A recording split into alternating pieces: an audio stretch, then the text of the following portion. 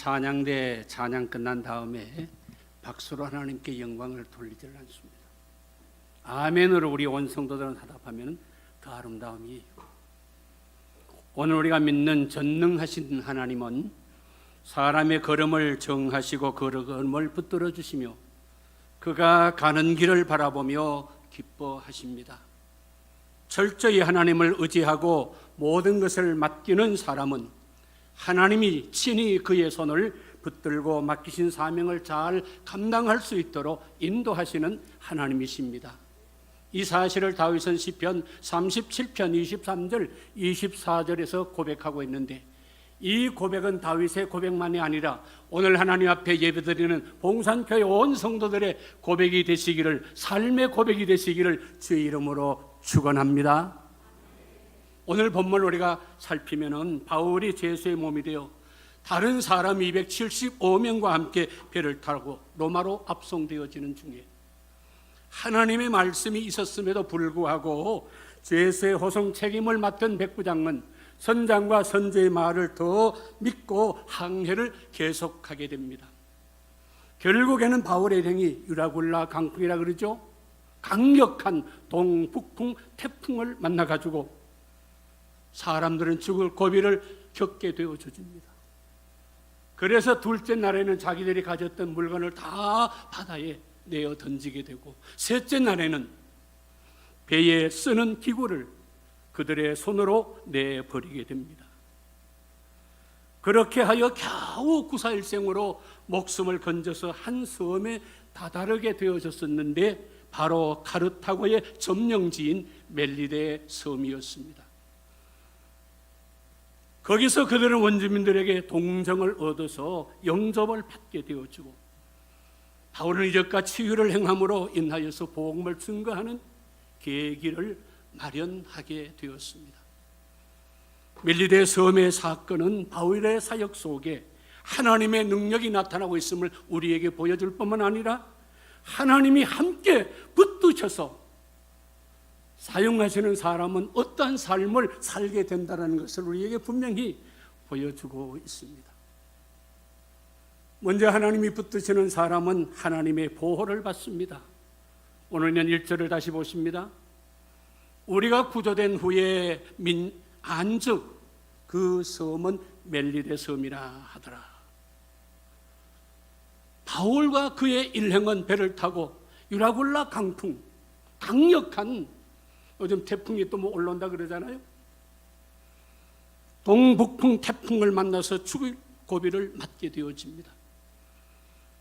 그러나 결국 멜리데 섬에 그 배가 다다르게 되어지는데, 이것은 하나님께서 사랑하시는 하나님의 사람 바울이 그 탄 배 안에 있기 때문에 하나님은 이미 그들에게 약속을 하십니다. 누구를 통하여서? 바울을 통하여서. 그게 바로 사도행전 27장 23절, 24절, 25절인데 어떤 약속을 하셨는지 우리가 다시 말씀을 보십니다. 내가 속한 바 곧 내가 섬기는 하나님의 사자가 어젯밤에 내 곁에 서서 말하되, 바울아 두려워하지 말라. 내가 가이사 앞에 서야 하겠고 또 하나님께서 너와 함께 항해하는 자를 다 내게 주셨다 하였으니, 그러므로 여러분이 안심하라.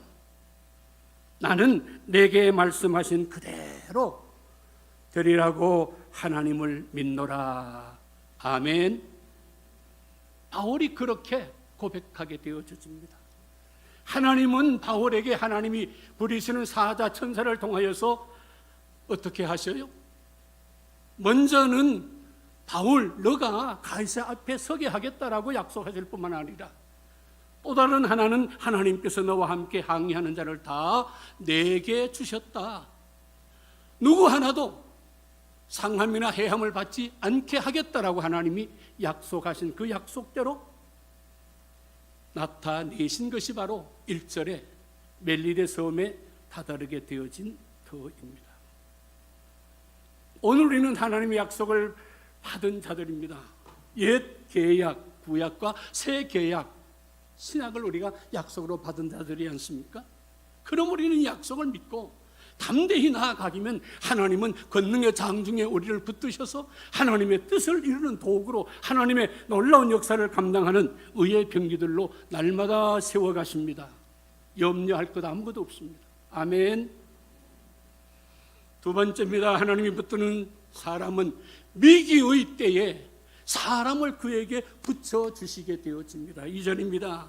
비가 오고 날이 참에 원주민들이 우리에게 특별한 동정을 하여 불을 피워 우리를 다 영접하더라. 하나님이 붙드시는 사람은 위기의 때에 하나님께서 보호해 줄 사람을 그의 곁에 두게 되십니다. 그의 곁에 붙여두신다 그 말입니다. 바울과 일행 276명이지요.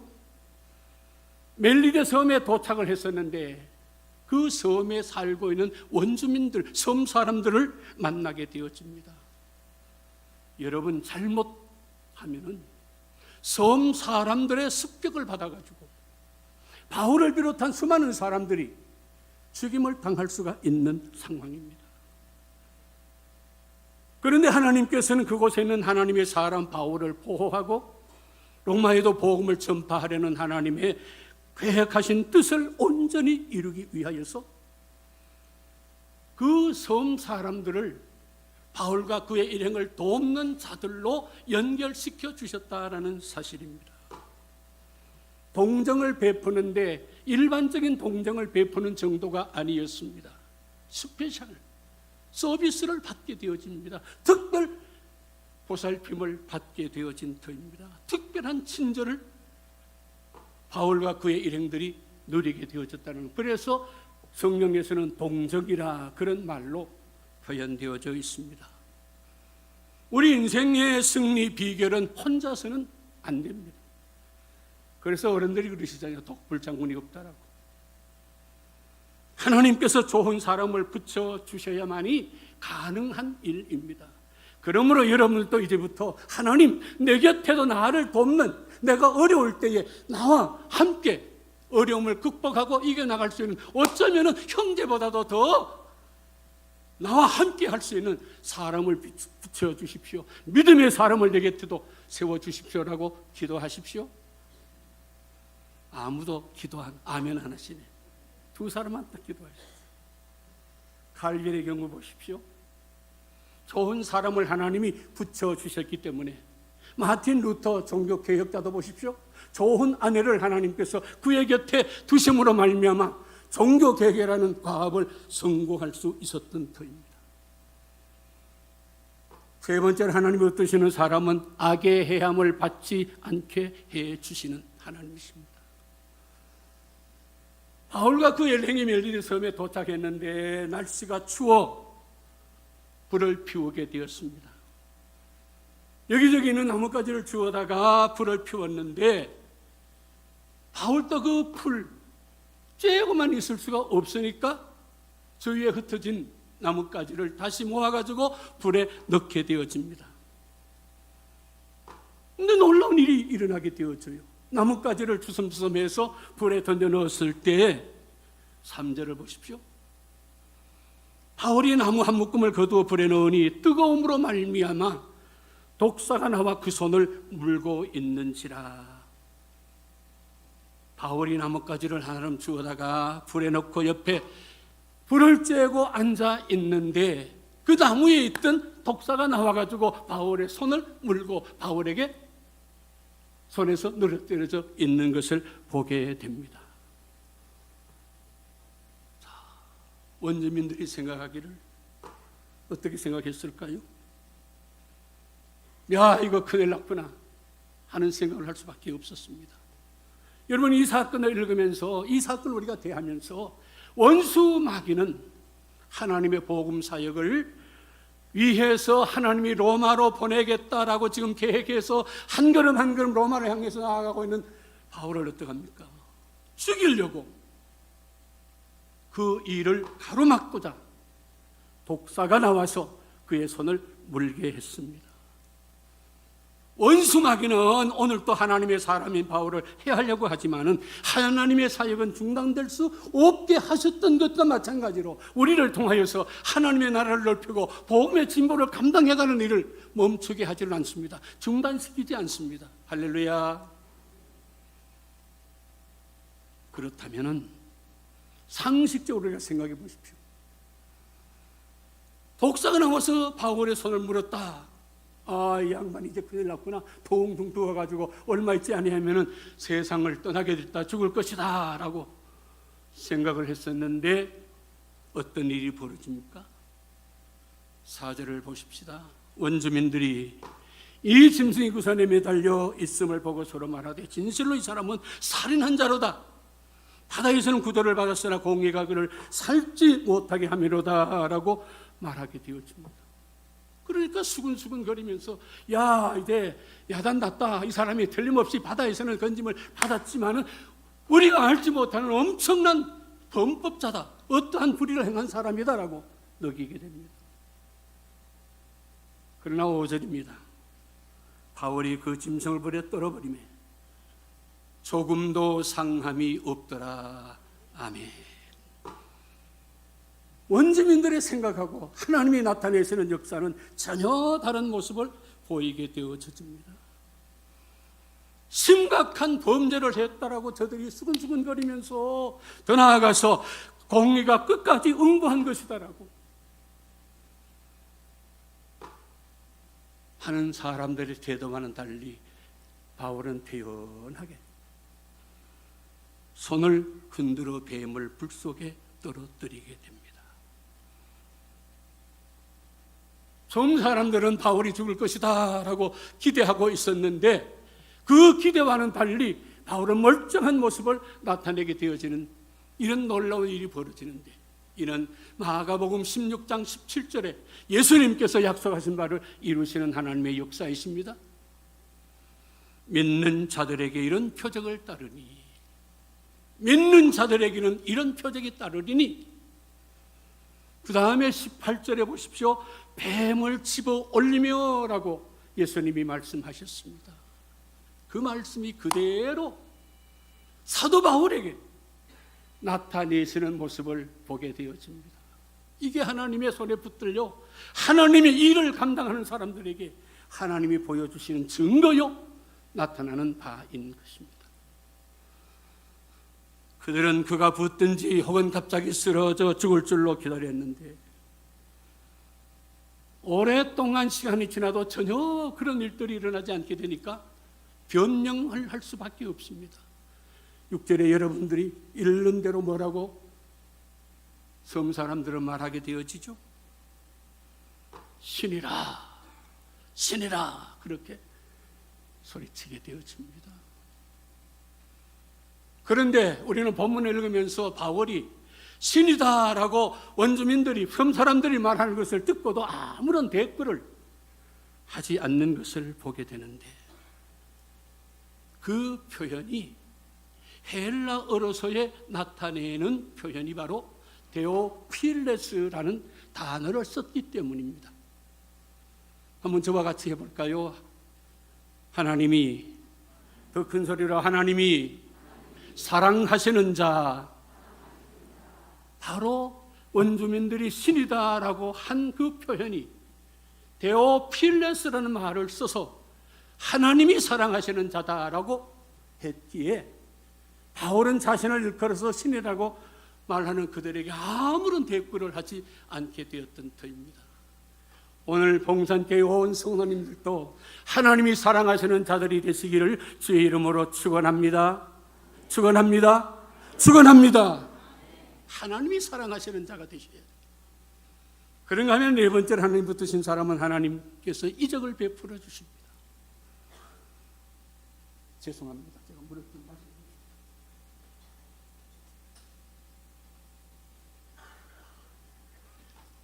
이게 바로 이제 젊을 때의 시간들하고 나이가 들면서 나타나는 차이입니다. 양해하십시오.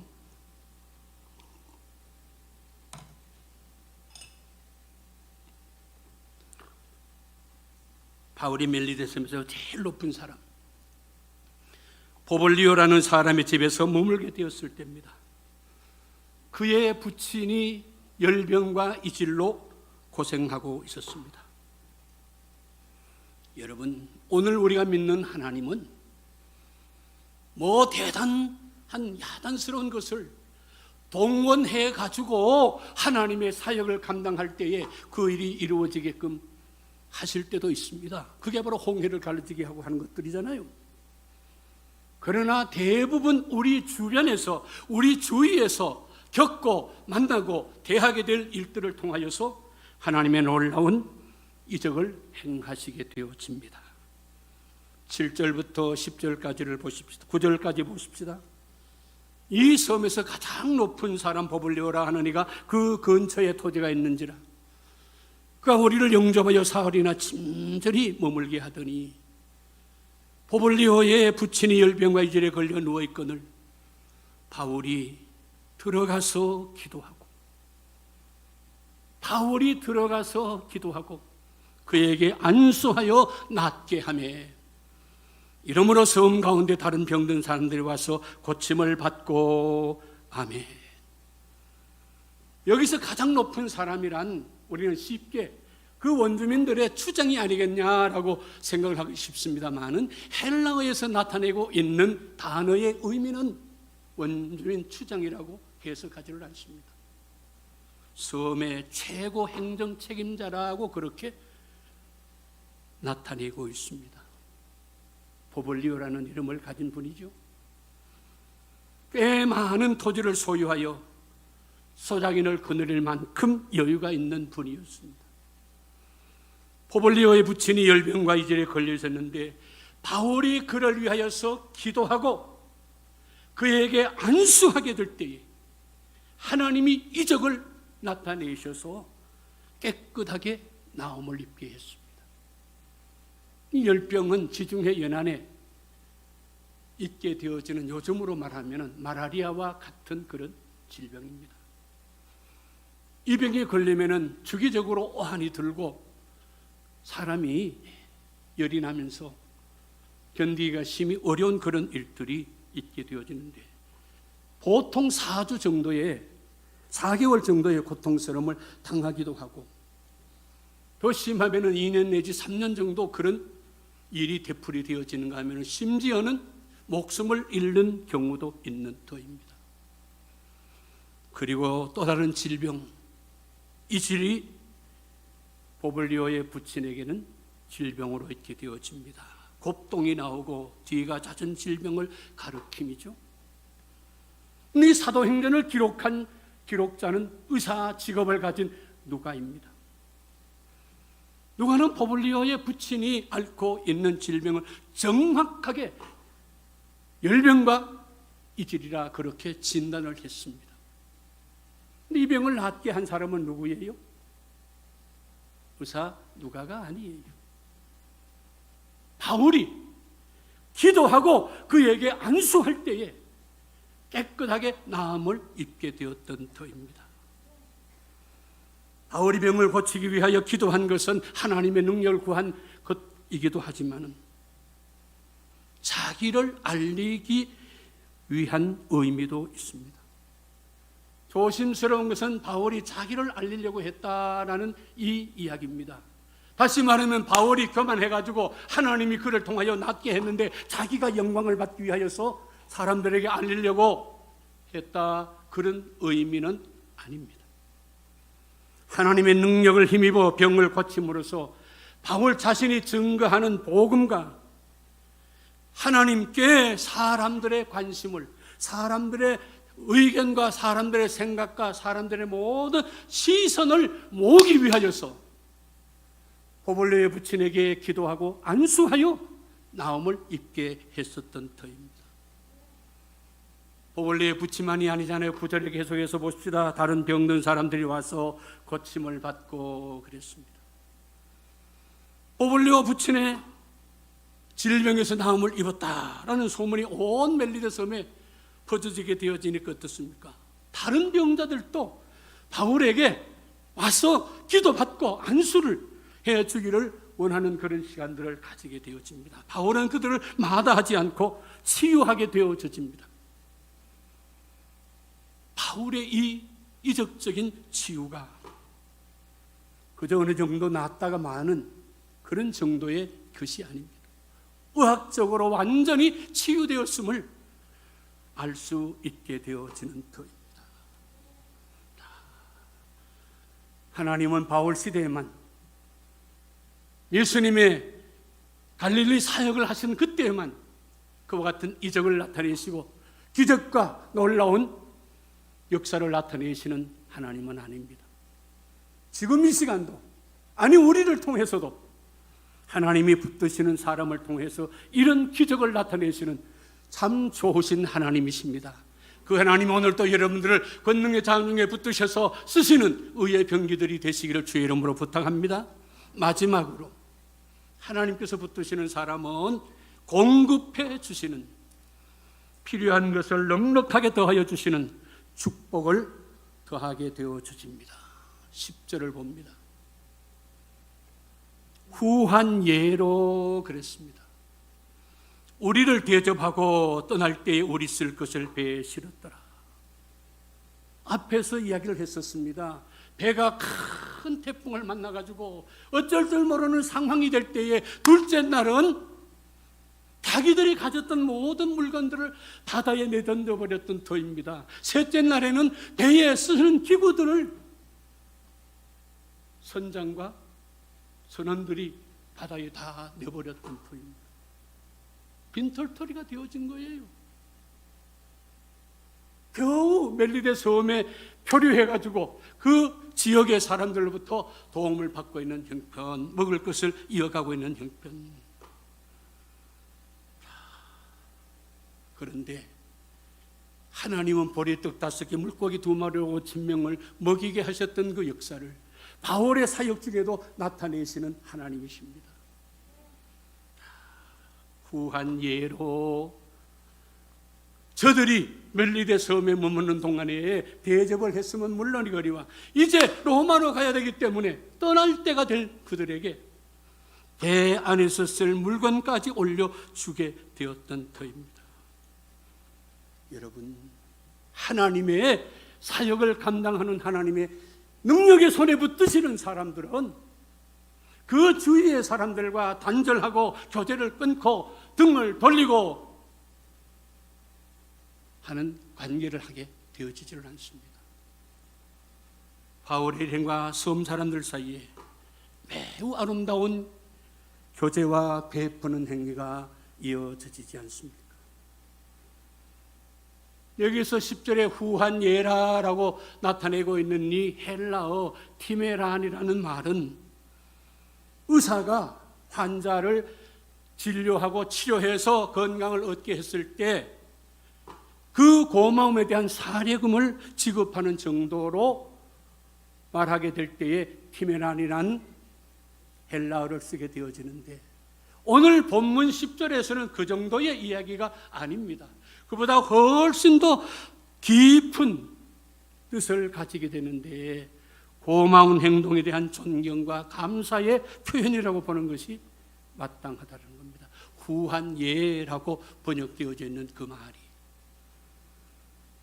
섬 사람들은 바울의 일행이 머물 때만이 아닙니다. 떠날 때에도 그들에게 필요한 물품을 가득 배에 싣게 되는데 뭐였겠어요? 우선 식량이었을 거고, 우리 흔히 요즘으로 말하면 세면 도구였을 거고, 아니면 라면에다가 간단한 의복까지도 그 배에 가득 실었을 터입니다. 하나님의 사람 바울 한 사람에 의해서 그와 함께 배에 탔던 275명의 사람들까지 겨울을 무사히 보낼 수 있는 은혜를 하나님께서 더하여 주신 겁니다. 오늘 우리는 사도행전 28장 1절부터 10절을 읽으면서 주목해야 할 가장 중요한 사실은 바울 한 사람 때문에 275명의 사람들이 바다에서도 구조함을 받았고 섬에 와서도 안전하게 지냈을 뿐만 아니라 다시 로마로 향한 배를 타고 나아가는 길에도 그들에게 필요한 모든 것을 가득히 도움을 받게 되었다라는 사실입니다. 여러분, 오늘은 이 사실을 봉산교회 21세기 초를 살고 있는 우리 각자에게 이 사실을 적용해 볼 수 있어야 됩니다. 바울처럼 하나님이 권능의 장중에 붙으신 한 사람으로 말미암아 200명이 뭡니까? 2000명까지도 은혜 받고 축복받는다는 사실을 오늘 우리는 주목하자 그 말입니다. 이 말은 곧 여러분 한 분 한 분이 바울과 같이 하나님의 손에 붙들림 바 되어서 200명도 2000명도 2만 명도 거뜬히 하나님의 은혜 가운데 거하게 하는 주인공이 되라 그 말씀입니다. 아멘 하는 사람 하나도 없네. 주인공 되지 마십시오. 누가 손댈 건데? 하나님은 손에 절대로 나질 않습니다. 여러분은 아니면 다른 사람을 통해서 그 일을 이루십니다. 그러나 여러분들은 공급해 주시는 은혜와 복을 누리지를 못하게 되어집니다. 여러분들에게 주어졌던 것마저도 잠언 22장 6절에 있는데, 전도서 6장 2절에 있는 대로입니다. 누리게 하심을 얻지 못하여 다른 사람에게로 옮겨버리고 다른 사람에게 가져가 버리게 되니까 이는 악한 병이다. 그렇게 전도서 기자는 고백하는 것을 우리가 읽게 됩니다. 말씀을 정리합니다. 당신의 자녀들을 보호하시고 은혜 베푸시는 하나님의 신실하심이 우리는 이 대목을 읽으면서 구절들마다 확인하게 되어지는 것이죠. 오늘 우리가 살아가는 시대는 위기의 시대라고 일컫게 되어집니다. 그러나 포블리오 멜리데 섬의 최고의 권위자 포블리오로부터 로마에 도착할 때까지 먹고 사용할 물건들을 다 공급받도록 하나님이 역사하셨는데, 이런 사실은 하나님의 사람을 지켜 보호하시는 하나님의 놀라운 섭리가 우리에게 그대로 보여지는 것임을 오늘 우리는 본문을 읽으면서 확인하게 되어져요. 그래서 시편 37편 23절 24절에 다윗의 고백이 오늘 여러분의 삶의 현장에서 고백되어지기를 앞에서 제가 간곡하게 부탁을 드렸던 터이잖아요. 하나님이 붙드시는 사람은 첫째, 하나님이 구원하시는 놀라운 역사를 나타내십니다. 흘러 떠내려 가지고 이제는 뼈도 찾을 수가 없겠다라고가 아니에요. 그 유라굴라 강풍 가운데도 동북풍, 태풍이라 그렇게 번역할 수 있습니다. 그 배가 멜리데 섬에 안착하게 했었던 하나님, 필요한 사람을 곁에 두셔서 돕게 하시는 하나님이십니다. 하나님, 내게도 하나님의 일을 감당하는데 내게 맡겨진 직분과 내가 지역사회에서 감당해야 할 모든 일들을 감당함에 있어서 필요한 믿음의 사람을 내 곁에 붙여주십시오. 내 곁에 있게 하십시오. 나를 돕게 해주십시오라고 여러분들이 이제부터는 기도하셔야 됩니다. 그런가 하면 악의 해함을 받지 않게 하나님은 보호하시는 하나님이십니다. 더 나아가서 하나님께서 이적을 베풀어 주시게 됩니다. 주위의 사람들을 통하여서 하나님은 과연 살아계시는구나, 하나님의 능력과 역사는 놀랍구나 하는 것을 오늘 분명하게 여러분들이 드러내실 수 있도록 역사하신다 그 말입니다. 마지막으로 하나님께서 공급해 주시는 축복, 필요한 모든 것을 때를 따라 넉넉히 누릴 수 있도록 하시는 하나님이십니다. 우리 봉사교회 온 성도님들, 믿음에 굳게 서서 하나님이 붙드시고 오늘 이 시대에 의의 병기로 쓰시는 믿음의 장부들이 되시기를 주 예수 그리스도의 이름으로 축원합니다. 하나님, 거룩하신 이름을 찬양합니다.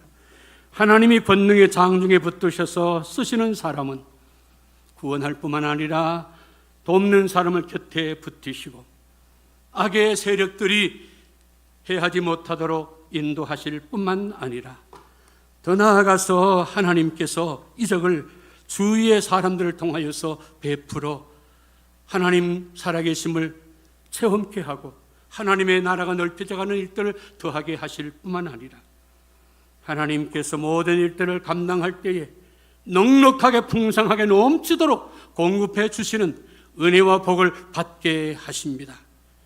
이 말씀이 오늘 우리는 생각하고 지나치는 말씀만이 되지 않게 하시고 우리 온 성도들의 삶 속에 체험되어지는 능력의 말씀이기를 예수 그리스도의 이름으로 기도드립니다. 아멘.